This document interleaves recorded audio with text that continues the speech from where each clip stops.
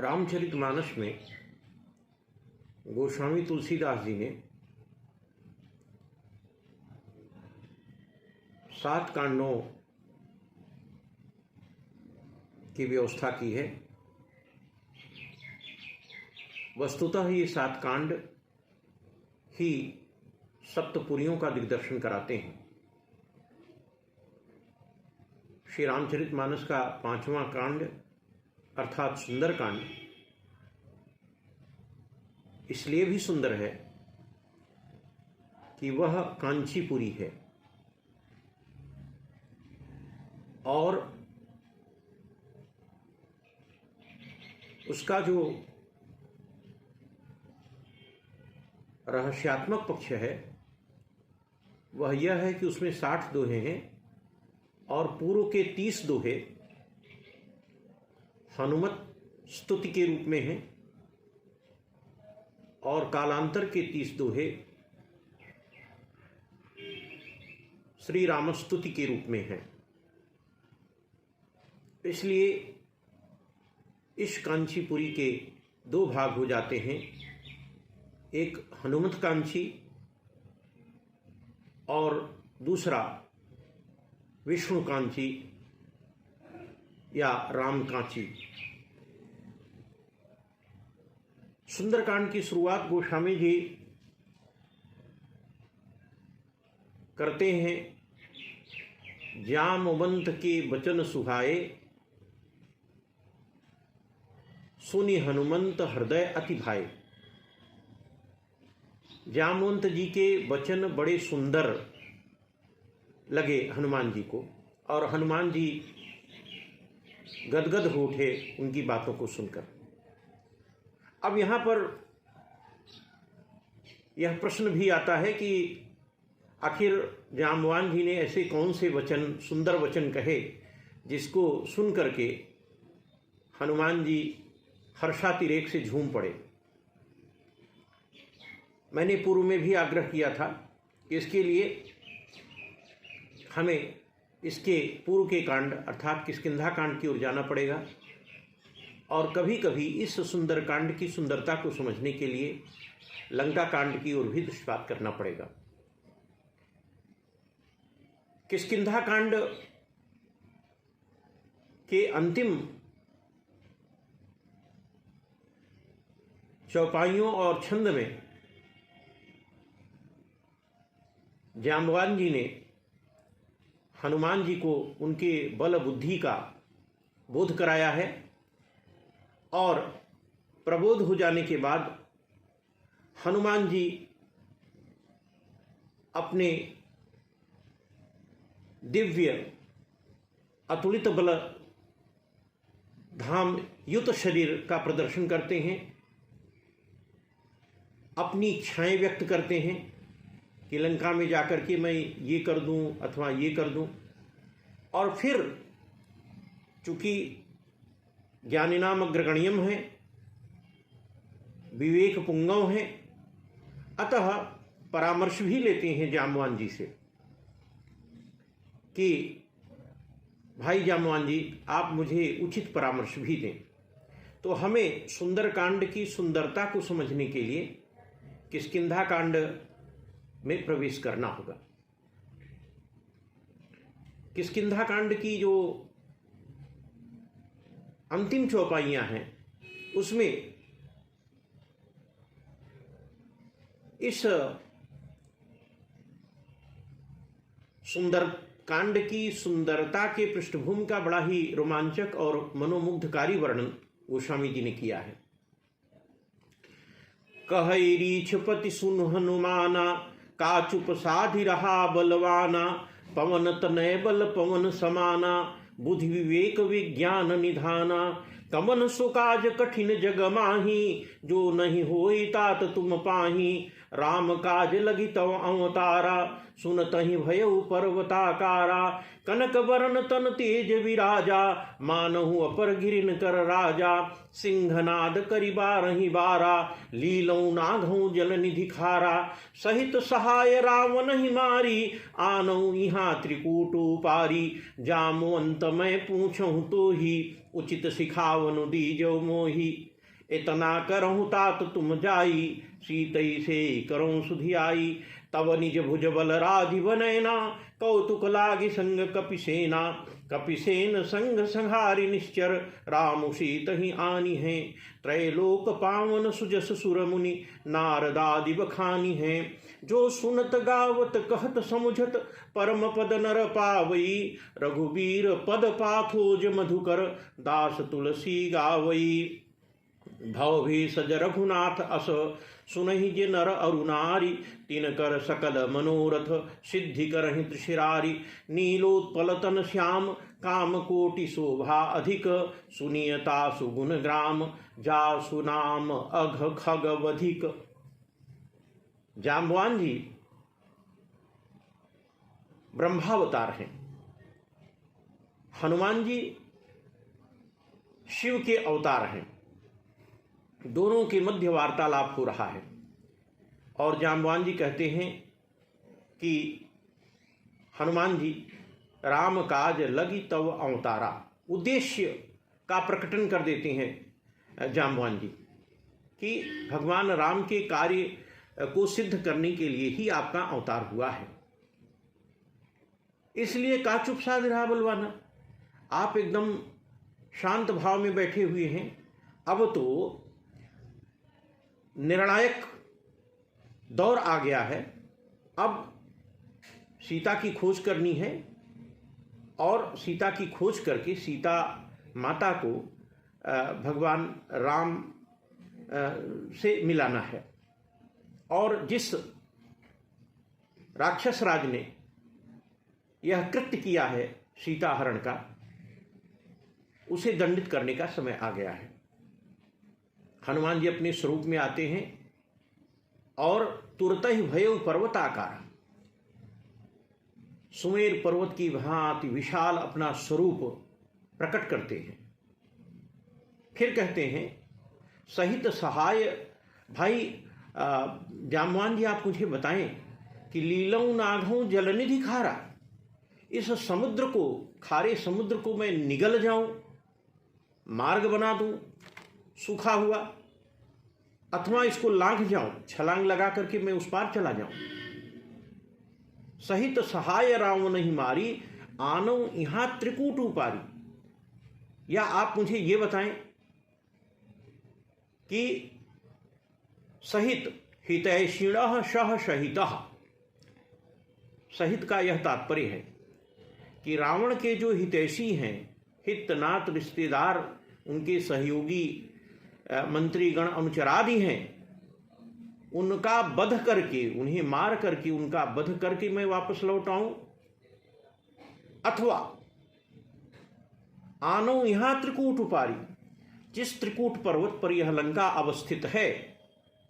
त्रिकूटाचल पर्वत में 3 शिखर थे, सुवेल, नील और सुंदर। उस त्रिकूट पर्वत को, जिस पर लंका नगरी अवस्थित है और जहां रावण राज कर रहा है, उस पूरी पहाड़ी को, उस पहाड़ खंड को ही मैं उखाड़ करके यहां लेता हूं। हे जामवंत जी, आप मेरा उचित परामर्श करिए, मेरा मार्ग प्रकाश करिए, मार्ग निर्देश दीजिए कि मुझे क्या करना चाहिए।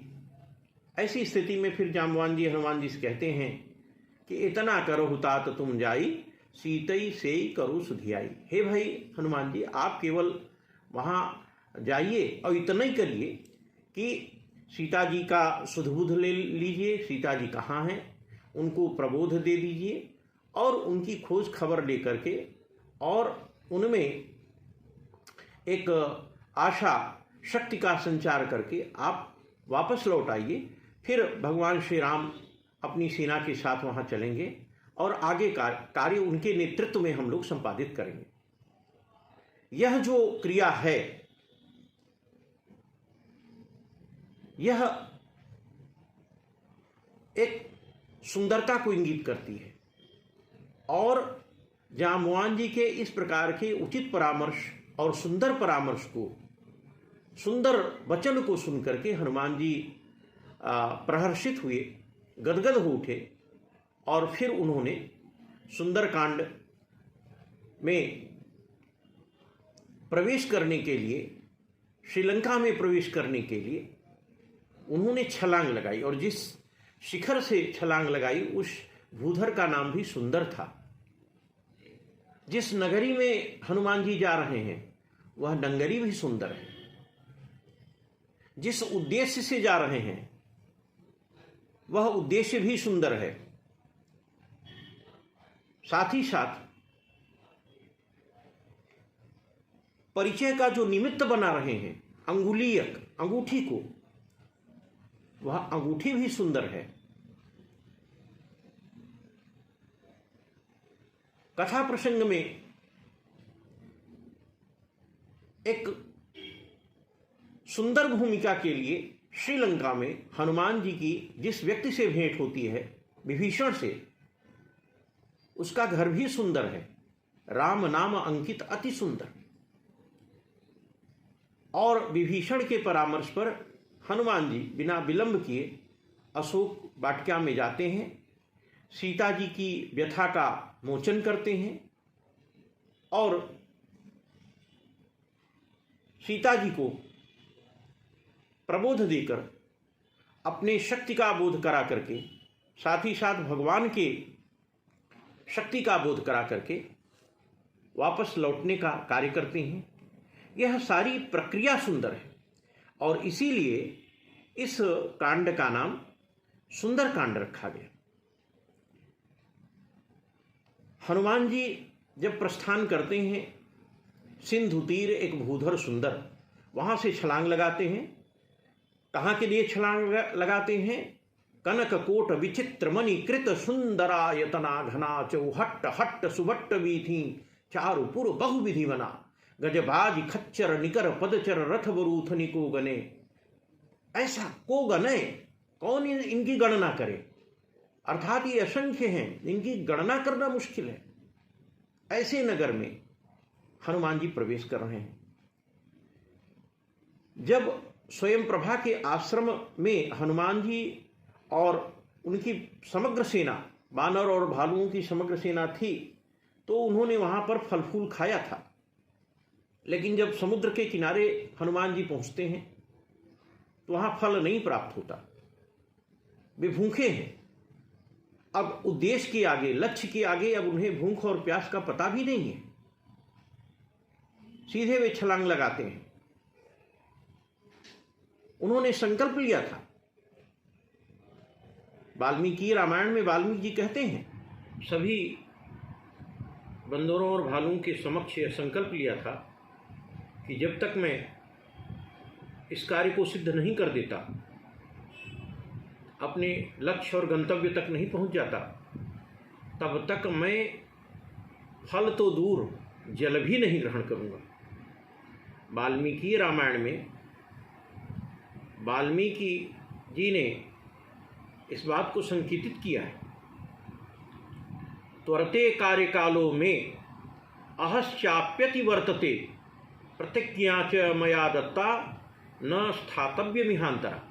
अर्थात जब तक मैं अपने लक्ष्य को संसिद्ध नहीं कर लेता, तब तक मैं अब जल भी ग्रहण नहीं करूँगा। और इसीलिए वह मैनाक का आतिथ्य बड़ी नम्रता के साथ स्पर्श करके आगे बढ़ जाते हैं, ग्रहण नहीं करते।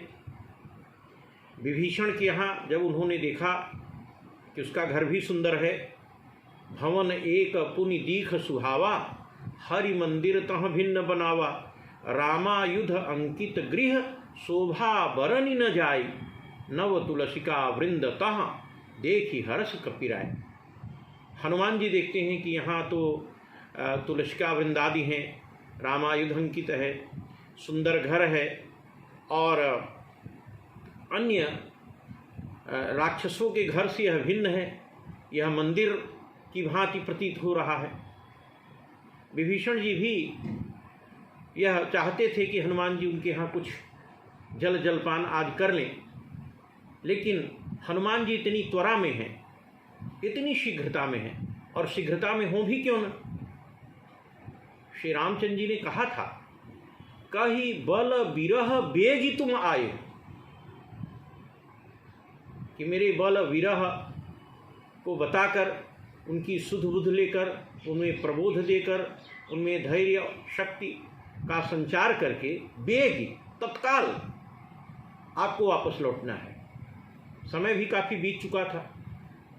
ऐसी स्थिति में हनुमान जी ने कहीं पर भी जल तक भी ग्रहण नहीं किया है। और यही कारण है कि जब माता और पुत्र का संवाद हो जाता है, हनुमान जी और माँ जानकी के मध्य संवाद हो जाता है, और माँ जानकी यह देख लेती हैं कि यह हनुमान तो बहुत ही बलिष्ठ है, विवेकी है, ज्ञानी है। ऐसी स्थिति में जब हनुमान जी माँ से अनुनय करते हैं कि सुनहु माँ तू मोहि अतिशय भूखा, लागी देखी सुंदर फल रूखा।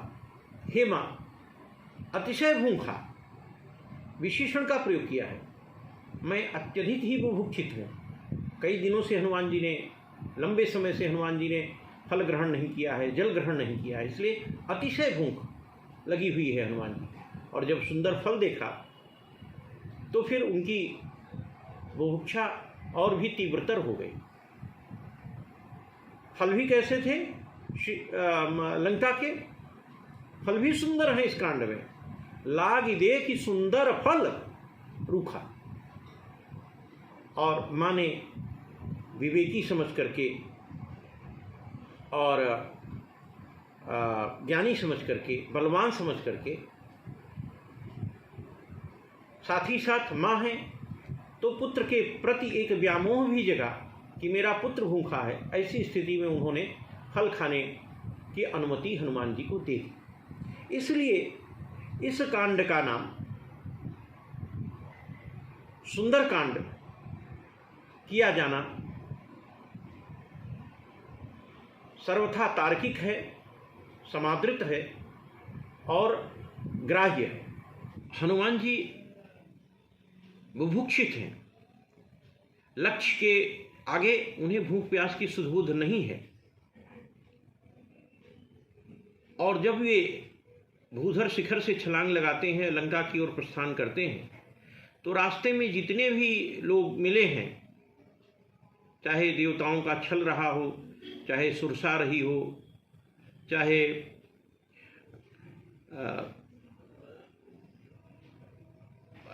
अन्य राक्षसियाँ रही हों, लंकिनी मिली हो, सब हनुमान जी को खाने के लिए ही दौड़ रहे हैं। एक तो हनुमान जी बुभुक्षित हैं, ऊपर से जितने लोग मिल रहे हैं सब हनुमान जी को खा जाना चाहते हैं, निगल लेना चाहते हैं। लेकिन इसी कथा प्रवाह में ये जो तामसिक, राजसिक और सात्विक वृत्ति की जातुधानियाँ हैं, इन पर मैं आगे भी प्रकाश डालूंगा। अपने किसी अन्य भाग में सविस्तरेण उस पर चर्चा करूंगा और उसके दार्शनिक पक्ष की मीमांसा भी करूंगा। किंतु अभी सुंदरकांड के क्रम में हनुमान जी लंका में प्रवेश कर जाते हैं। वहाँ खोजते खोजते एक सुंदर घर को देखते हैं। भवन एक पुनि दीख सुहावा, हरि मंदिर तह भिन्न बनावा। एक सुंदर घर उनको दिखलाई पड़ता है। वहाँ तुलसिका वृंद आदि लगी हैं। तो हनुमान जी को यह प्रबोध हो जाता है कि यह कोई भगवत परायण व्यक्ति का घर है। फिर विभीषण जी से वार्तालाप होती है। विभीषण जी ही सीता जी के अवस्थान और ठौर का पता देते हैं कि वह अशोक वाटिका में हैं। उचित मार्ग बताते हैं कि किस प्रकार से आपको अशोक वाटिका तक पहुंचना है। वहाँ हनुमान जी पहुंचते हैं और अशोक वन में हनुमान जी जहाँ जिस अशोक वृक्ष के नीचे सीता जी बैठी हैं, उस वृक्ष की शिखा पर, डाली पर कहीं लुक छिप करके बैठ जाते हैं। उसी समय रावण अपने अनुचर अनुचरियों के साथ आता है। सीता जी को प्रलोभन देने की कोशिश करता है। रावण सीता जी को प्रलोभन देता है। तब अनुचरी करो पन मोरा, एक बार विलोक ममोरा। सीता जी रावण को मुंहतोड़ जवाब देती हैं। फिर वह सीता जी को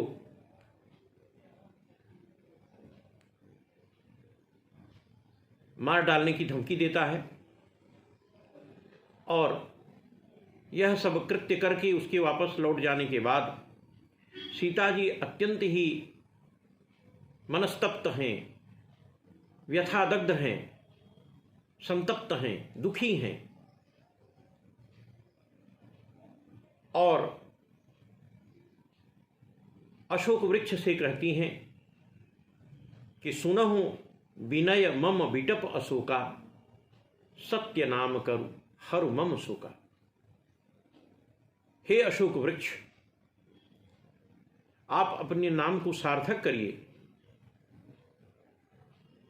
मेरे शोक का निवारण करिए, जिससे अशोक नाम की सार्थकता सिद्ध हो सके। हनुमान जी उसी अशोक वृक्ष के ऊपर लुक छिप कर बैठे थे। हनुमान जी उसी समय सीता जी के मनस्ताप को देखकर, उनकी व्यथा को देखकर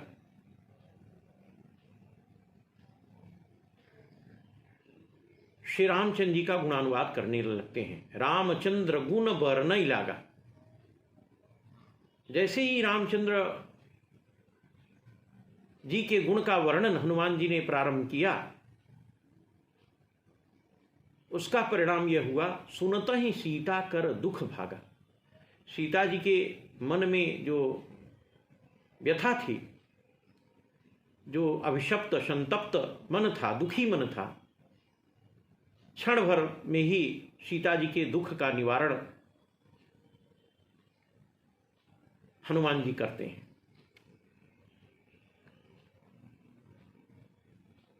फिर सीता जी कहती हैं कि हे भाई, आप कौन हो? आप प्रकट तो होइए। तो हनुमान जी कहते हैं कि निश्चित रूप से यह जो कथा है वह व्यथा का निवारण करने वाली है, क्योंकि कथा सुंदर है। लेकिन हे मां, यह कथा करने वाला तो बंदर है, इसलिए मैं मां के समक्ष कैसे उपस्थित हूं? फिर सीता जी कहती हैं कि नहीं, आपने मेरे दुखों का निवारण किया है, इसलिए आप मेरे सम्मुख आ जाइए। इसी दौरान हनुमान जी भगवान श्री रामचंद्र जी के द्वारा प्रदत्त अंगूठी को, मुदरी को नीचे गिराते हैं और सीता जी उसे अपने करकमलों में पकड़ लेती हैं।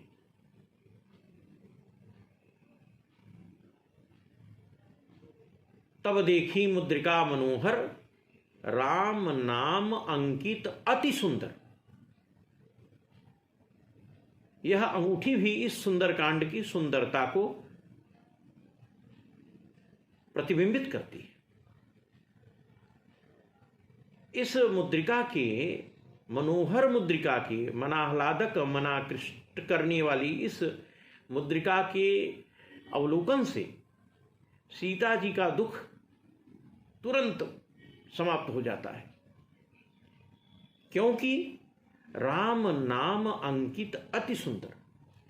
इस मुद्रिका में श्री राम नाम टंकित है, जड़ा हुआ है। और जहां राम नाम है वहां फिर व्यथा का काम ही नहीं है। हनुमान नाटक में इसी बात को कहा गया कि सुवर्णस्य सुवर्णस्य सुवर्णस्य च मैथिली प्रेषितं रामचंद्रेण सुवर्णस्यांगुलीयकम। 4 बार हनुमान नाटककार ने सुवर्ण शब्द का प्रयोग किया है। सुवर्णस्य सुवर्णस्य सुवर्णस्य च मैथिली प्रेषितं रामचंद्रेण सुवर्णस्यांगुलीयकम। यह सुंदरकांड की सुंदरताई का प्रकटन करता है।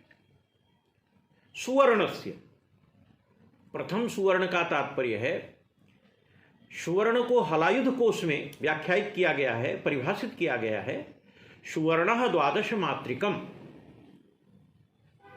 जो द्वादश मात्रिक है, द्वादश मात्रिक, द्वादश का तात्पर्य है 12, मात्रिक का तात्पर्य है मासा। जो 12 मासा है, एक मासा में 2 कैरेट होते हैं, इस प्रकार 12 मासा में 24 कैरेट हुए। अर्थात जो 24 कैरेट है वही सुवर्ण है, वही शुद्ध सोना है, स्वर्ण है। ऐसी अंगूठी है। द्वादश मात्रिकम, सुवर्णः द्वादश मात्रिकम, हलायुध कोश, 12 मासा अर्थात 24 कैरेट की अंगूठी है।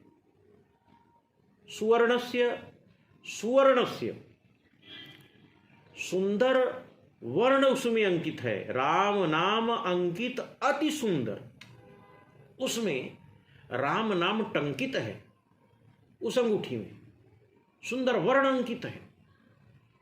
और सुवर्णस्य च मैथिली ललिता ललाम भूता सौंदर्य संदोह संबलिता पद्मिनी पद्मगंधा स्वर्णाभा जनकात्मजा सीता जी के लिए वह अंगूठी प्रेषित की गई है।